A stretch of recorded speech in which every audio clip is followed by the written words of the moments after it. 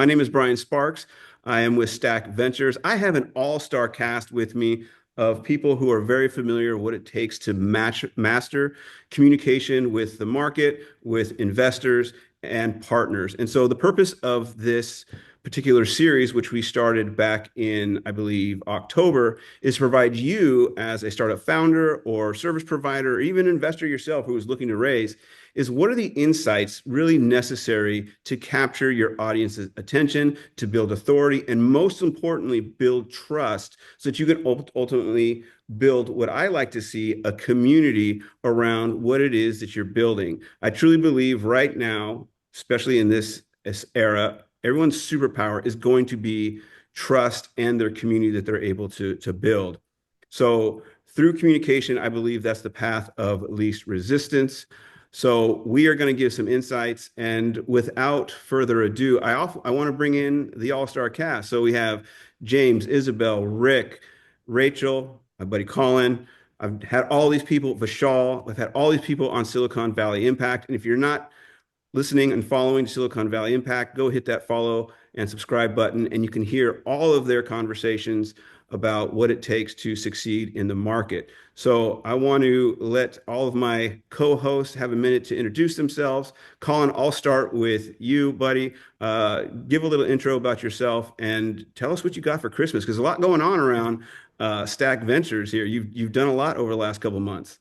Yeah, no, thank you, Brian. Yeah, Colin Behring, founder and CEO at Stack Ventures, as well as Behring Capital. We're a full stack real estate developer and prop tech investor. Invest in a lot of the built world and prop tech investments for commercial real estate. Recently, getting more into robotics. And the focus on training humanoid robotics and working with companies in that realm.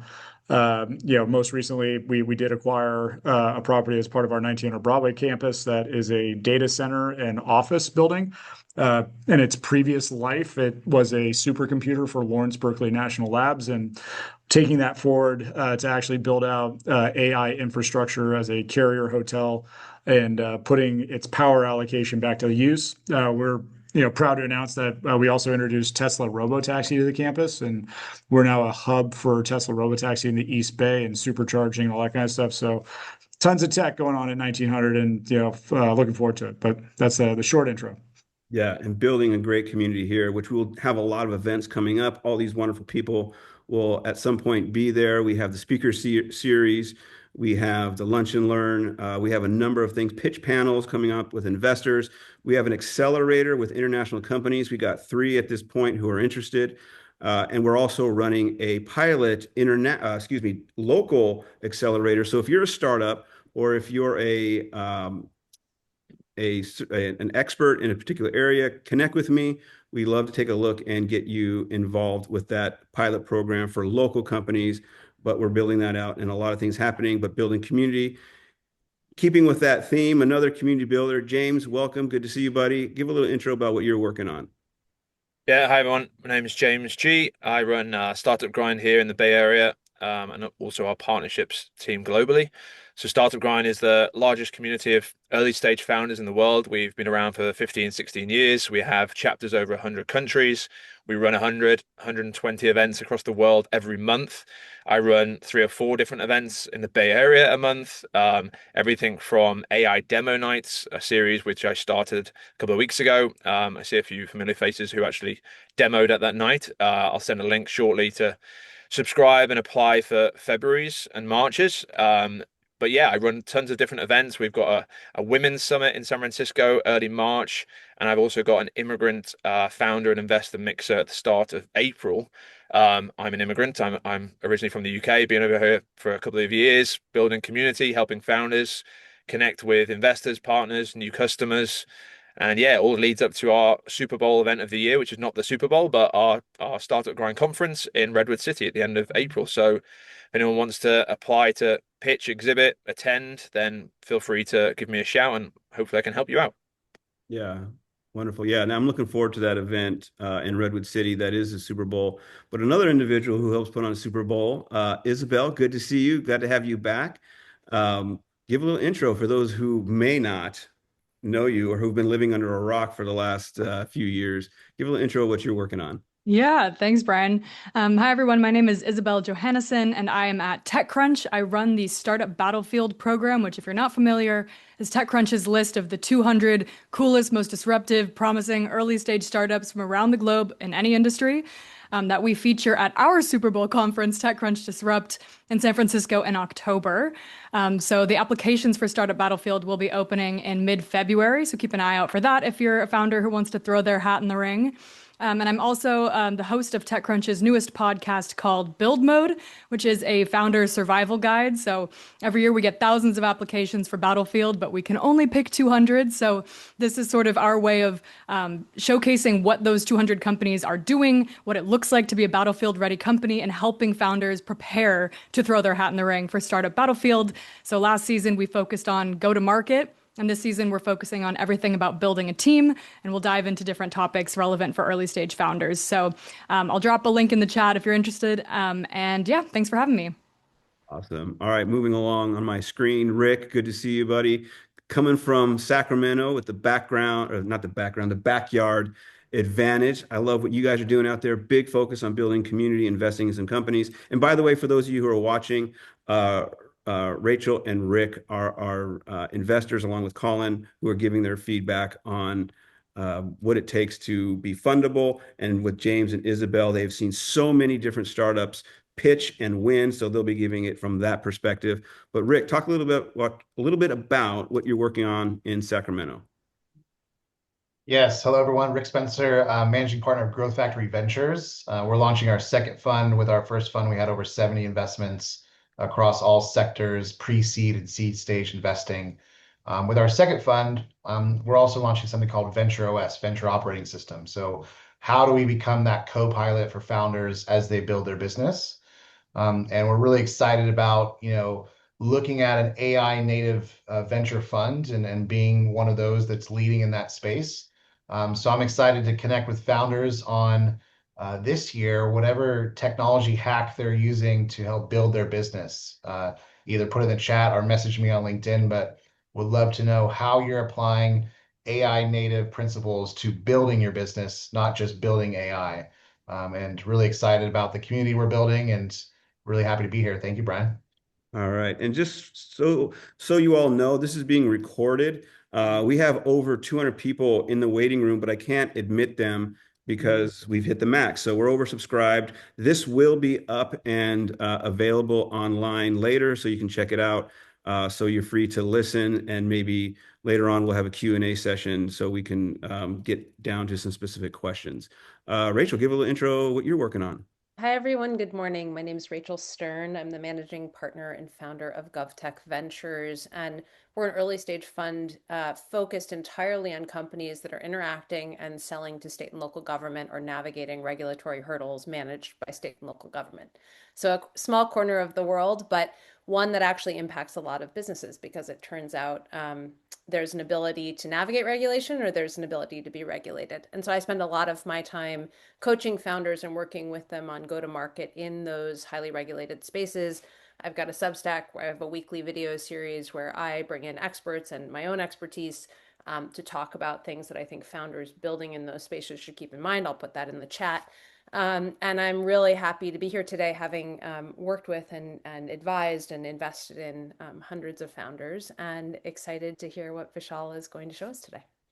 All right. Well, before we pass on to Vishal, he is definitely going to be under the microscope. He's going to pitch in a little bit for 2 minutes, and we'll give him feedback. But really quick, from all of you, let's go around the horn. Our audience and those who will be listening later are going to want to know, from your perspective, what is the number one thing, and again, James and Isabelle, what it takes to win a battle or win a pitch or get the attention of investors? What have you learned? And Rachel and Rick, as well as Colin, what are those things that you listen for or even deploy, because you've all raised a fund yourself? So when you close a deal or looking for a startup that stands out that you want to close a deal with, what are those top of mind strategies that you've used in order to close the deal or stand out or gain market attention? And Rachel, I'll start with you this time from your perspective. Yeah. What are kind of that one thing really quick within 30 seconds that you find valuable? I have found in my own fundraising efforts and when I see founders who have a really deep expertise and knowledge in their sector. And that, founder market fit, particularly when you're investing early, is a really good lead indicator of where a company will be successful. Because if you understand the problem set, maybe you've lived the problem set, you are creating something that is specific to that problem set. You are not a hammer in search of a nail. I think that can be a great lead indicator. Nice. And Rachel, there is a question in the chat for you. So some of you are getting questions right now, and if you want to go back and forth with them, that's completely up to you. I just wanted to Great. give you a quick heads Thank you. up. Isabelle, I'll pivot to you next. You have again seen top pitchers, companies throw stuff at you. What works? And I also want to put this to our panel here. You get pitched at events. James, you know what I'm talking about. People will just walk up to you and start pitching. So whether they're on stage or at a networking event or literally in an elevator, Isabelle, what has stand out with you?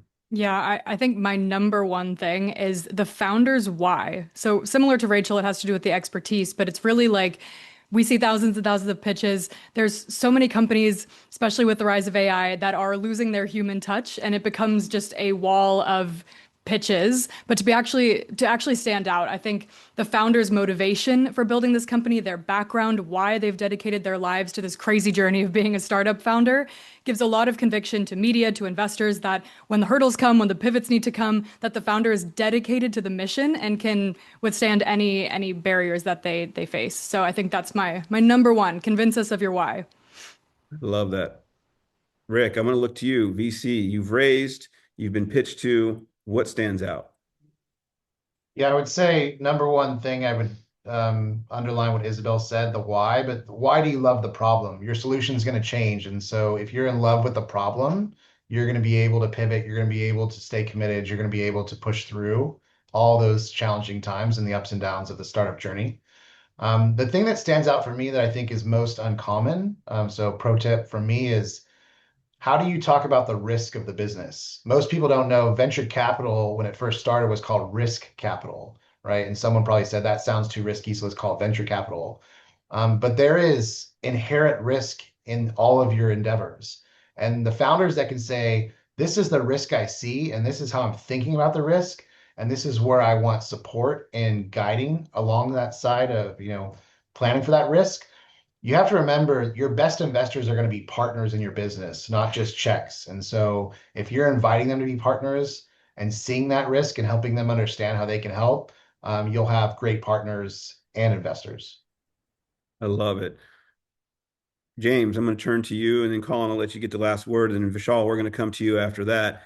But James, again, ton of people through Startup Grind. What works? And touch a little bit on that live pitch where someone kind of walks up to you at an event. Okay, so quick two answers here. I'm going to be short and sweet. So if you're nominated and you are actually pitching formally at an event, that's different to pitching somebody in person at a networking event. The first one, you have a scheduled time. Usually I do it and it's 1 minute or 2 minutes only, because the first 30 seconds is the key to hook people, right? That's where you jump off the page. That's where you ignite with people in the audience and they want to learn more. How do you get that message across? Show a bit of energy in your voice, right? Get your energy and your passion out there for what you're building. So that's number one. And number two is just speak in really simple terms. There's so many pitches that I find and I listen to, and it's so complicated. So, rule of thumb, if a smart friend of yours can't repeat your own pitch after hearing it once, it's too complicated, right? So break it down, speak as if you're speaking to your grandmother, right? So that's on the formal side of pitching. On the informal, where you're at an event, I actually say, don't pitch, right? There's so many founders that come up to me and just pitch at me without realizing that I'm not the person you should be pitching to, right? You should be asking me, like, how can I help you in other ways, rather than just pitching your idea. In the same way, investors that do go to some of these networking events, they don't want to be hassled and pitched at. They want to build relationships. So I always say, like, yeah, fine. Find out who's at an event, find out what they invest in, and then go and talk to them about that mutual subject, rather than just like, oh, hey, here's an investor at an event. By the way, I'm building this new AI company. It doesn't work that way. You have to build rapport, you have to build relationships, and then build trust. And then with that, investors will actually give you more of their time than they actually have. at events, they will switch off within 10, 15 seconds. I don't mean to be like the bearer of bad news, but I'm a realist. And yeah, just stay away from that if you can. I know it's very hard because you go to these events and give up your time rather than building, but yeah, just have it more curated and more preference. Nice. And Colin, insights. Yeah, I mean, everybody's said a lot of good things and stuff that is universally true and things that I agree with. But I think that if you're kind of getting to the next level past those items of, founder fit and, product market fit and the passion of the whys and that kind of stuff, if you're able to actually exhibit that there's pull to your problem and there's pull by the market and people are trying to really verify it's like, yes, this is a problem and I need your solution. Examples are like if you've created a product and your customers are just constantly hacking it, trying to make it do what they want it to do, and then you can easily roll that out as the next feature. That is just really calming to venture because that means like there's people that need what you're doing. And Rachel, talking about hammers in search of nails. I get hit up all the time by people who are saying it's like, what doesn't work in the real estate world that I could fix? And they're asking me for business plans. They're asking me for ideas. And it's like, well, you're the founder and this is your tech. Like, what do you do? Not me. What are my problems? That's something else. So if a founder is able to kind of weave that into a little bit of their why, and it's because like this constant problem is hitting all my clients and I want to solve it, it kind of gives that product market fit and that verification that you should keep going. And today, especially in the world of AI and AI wrappers and things like that, there's a lot of stuff out there that is going to be a lot of noise, and it sounds great one day, and then 30 seconds later is displaced. So having that little extra verification just gives a ton of comfort to a VC to really want to dig more and unravel some of the layers there to kind of see what's back there behind the curtain. So a deeper why, and that the world is pulling you toward the solution with you. Yeah, I love that. And one thing I'm hearing kind of behind the curtain of this great insight is a founder's ability to have empathy for who they're talking about, really targeting what they're looking for and tailoring your word power, the context, and the content towards that audience, whether it be of one or many, is key. All right, so Vishal, did you get all that? Because we're going to now hear you apply this in real time. So you are going to be in the hot seat. Now I want to welcome you, Vishal. This is your first time, but we're going to give you 2 minutes. And then when you're done, we're going to go around the horn again and give you a little feedback. Now, I love what you're doing, so I really appreciate you coming under the microscope at this point to do this. But without taking up any more of your time, Vishal, I'll let you do your intro and take it away. Good luck, buddy. Thanks, Brian. Thanks a lot. Good morning to all. So I'm Vishal, the founder and CEO at XUMAN.AI. So let me just share my screen quick.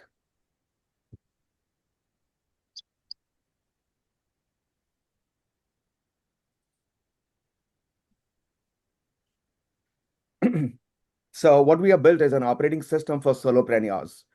An individual who is a content creator, a college student, or young professional between jobs, they go through this problem of stitched solutions of going through 8 to 9 different tools to publish their services and start monetizing it.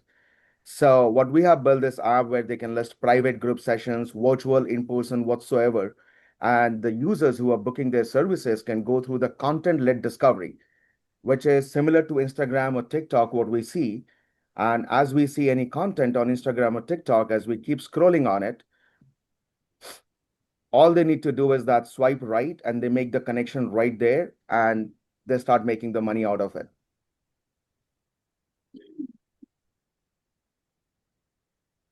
They can manage their entire booking, they can manage their entire calendars, entire communication right within one ecosystem. So what it gives an opportunity for them to run their entire one-person business end-to-end full stack in one single ecosystem, in one single loop. What it gives the people a solution for the other end as well, who are booking services, they do not have to rely on multiple tools, again, either DM or get checking the schedule, checking the payments management or whatsoever. It's all in one ecosystem. So what we have built this is for pretty much solopreneurs and anyone that booking services for themselves or anyone they like to book for.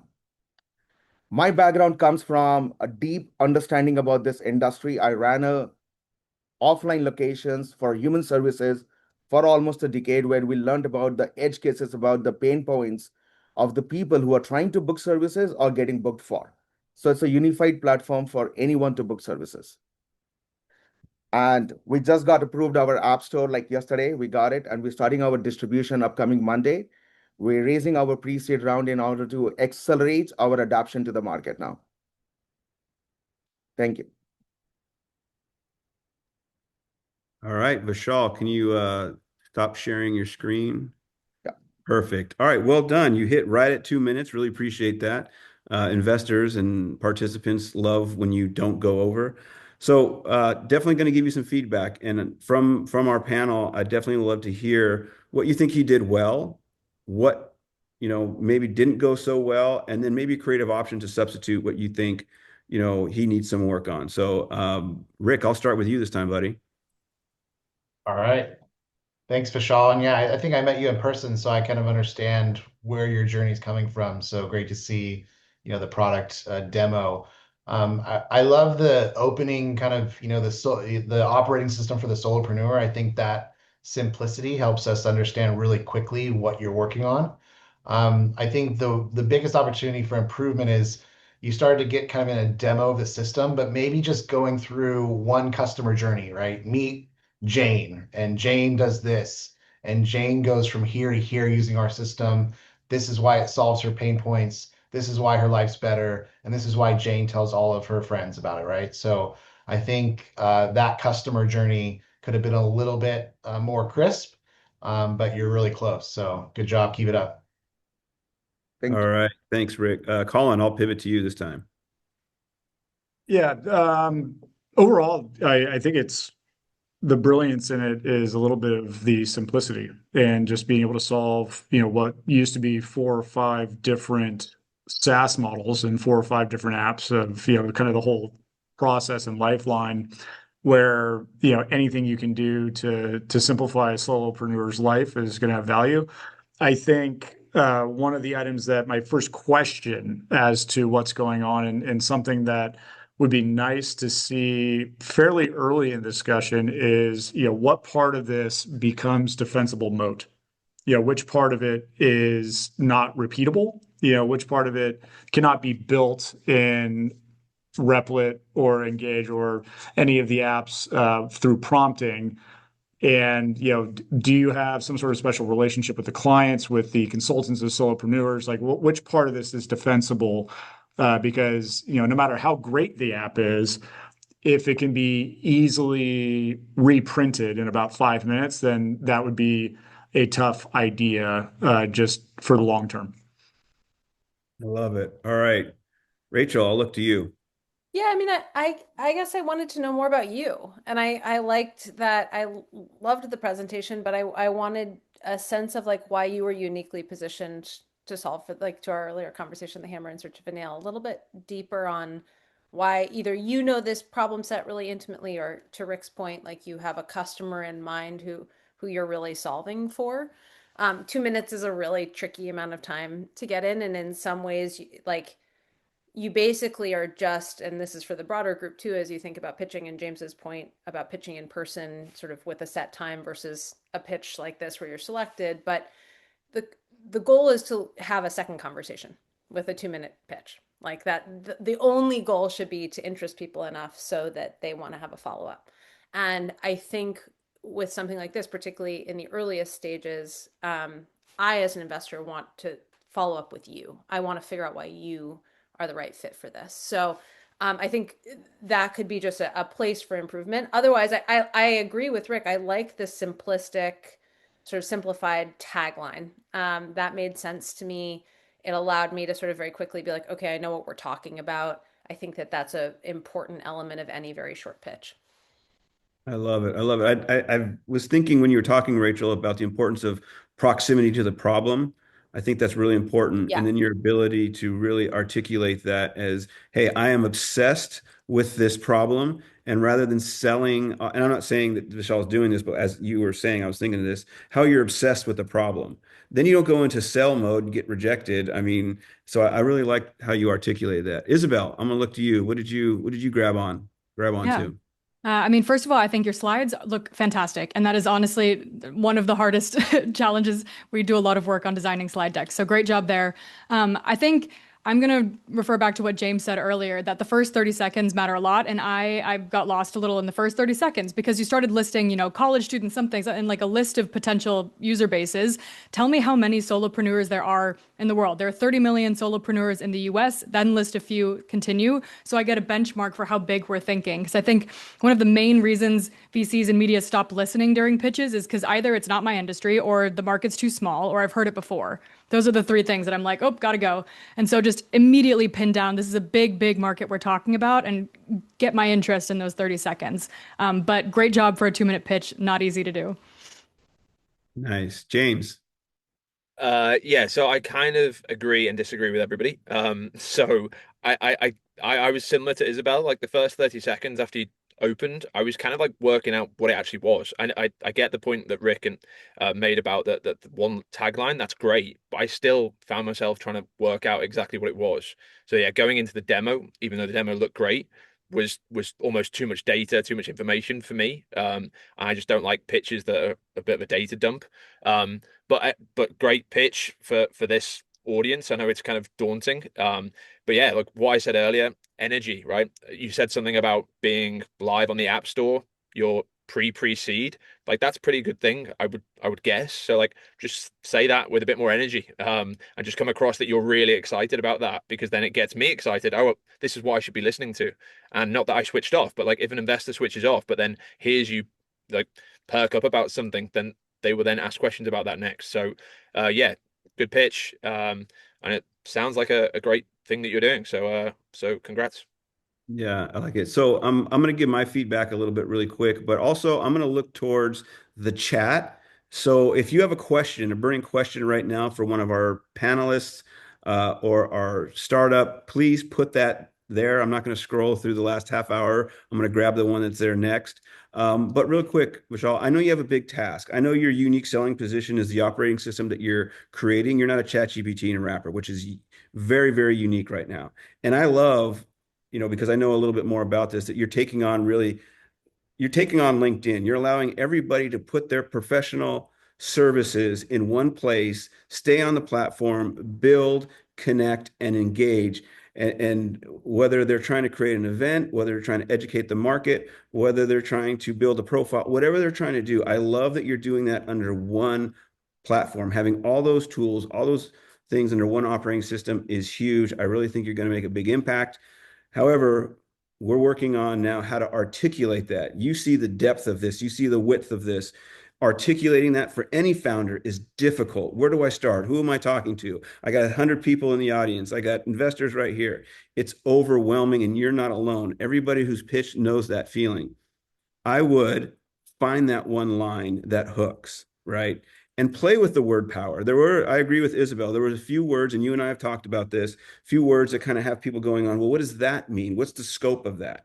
So very important for all of you to find the words that your market can see themselves in without trying to figure out what are they talking about. So I think you're on the right track. I think we're going to see a lot of you in the months and years to come. I think you're doing well. How do you feel about giving that pitch? What's going through your mind? Thank you. Thanks for all the feedback. So what goes through the mind is, as you said, it's building an operating system. So it's a combination of a horizontal and vertical ecosystem that's bringing all together. And as we address to the audience, and we have a limited time to address, and talking about yourself, why you are passionate about this problem, or how you have gone through this pain problem, and correlate with the product, and then making a point to make sure that it's not just solving your unique problem, but it's solving a problem to millions and billions of people similar to that. And sometimes we do not really see some things as a problem until and unless there is a solution on top of it, which was considered, the problem was considered norm before this solution was on the table. So that's what makes it challenging to do so. However, we are excited that we got our app live now, which we're starting the distribution very soon. So, I mean, that's what it goes on. However, I agree with those feedbacks completely on that addressing the why is the most important thing. Without the why, what, how doesn't matter at all. Yeah. So real quick, I know we're running out of time here, and I definitely value all of your times. And so there's one question that stood out to me here. I think, Ali, you said this. Question for the panel. Every startup is calling themselves an operating system now, AI OS, Founder OS, Business OS, you name it. As investors, what are the two or three signals that you can look for that tell you it's a real operating system versus just branding? And I'll look to our panel to answer that.